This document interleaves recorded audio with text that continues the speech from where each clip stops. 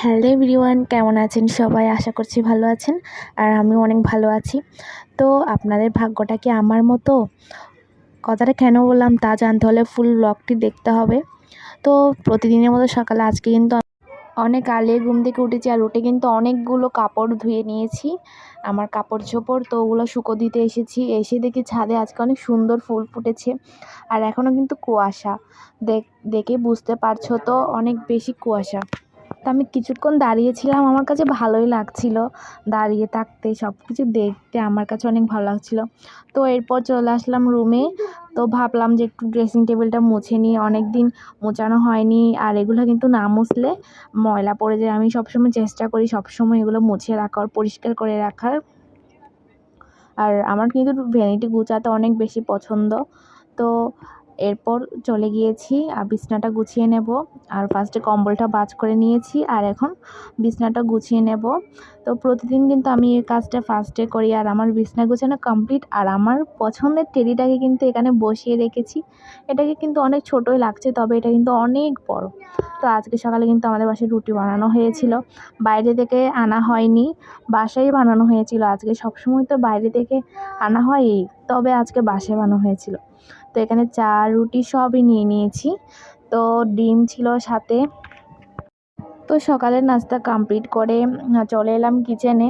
তো আজকে রান্না করব হচ্ছে সামুদ্রিক মাছ, এটা হচ্ছে অলুয়া মাছ বলা হয়। তো এটাকে হাতে মেখে রান্না করা হবে। তো আমি এখানে ফার্স্টে পেঁয়াজ কুচি, কাঁচামরিচ কুচি, আদা বাটা, জিরা বাটা সব কিছু, পেঁয়াজ বাটা সবই দিয়ে দিয়েছি। এখন এর মধ্যে আমি মরিচের গুঁড়, লবণ, হলুদ সব কিছু অ্যাড করে নেব। আর সামুদ্রিক মাছ কার পছন্দ? আমাদের মোটামুটি ভালো লাগে, অবশ্যই আমার কাছে মোটামুটি ভালো লাগে।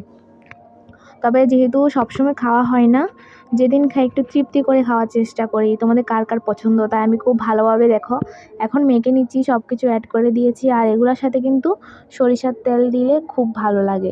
হাতে মেখে যে কোনো তরকারি রান্না করলে ওটার সাথে কিন্তু সরিষার তেল অ্যাড করলে কিন্তু খুব ভালো লাগে খেতে, ফ্লেভারটাও কিন্তু খুবই ভালো আসে।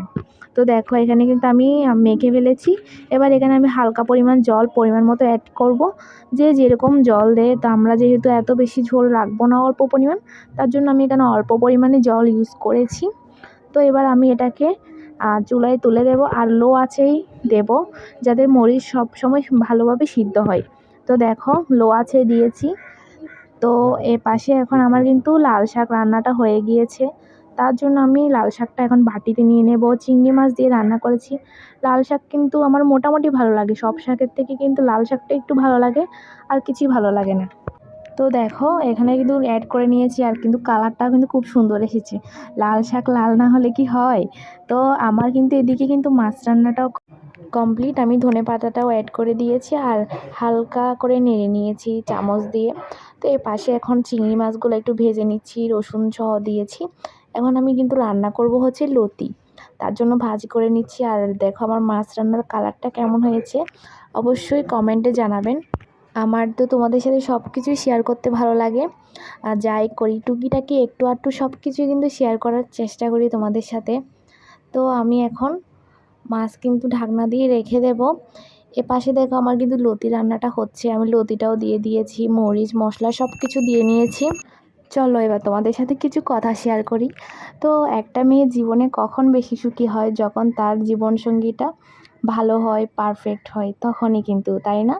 তো আমার কিছুদিন ধরে কিন্তু, তো তোমাদের ভাইয়াকে বললাম যে তুমি কিন্তু আমাকে আজকে নিজের হাতে চিকেন চাপ বানিয়ে খাওয়াবে।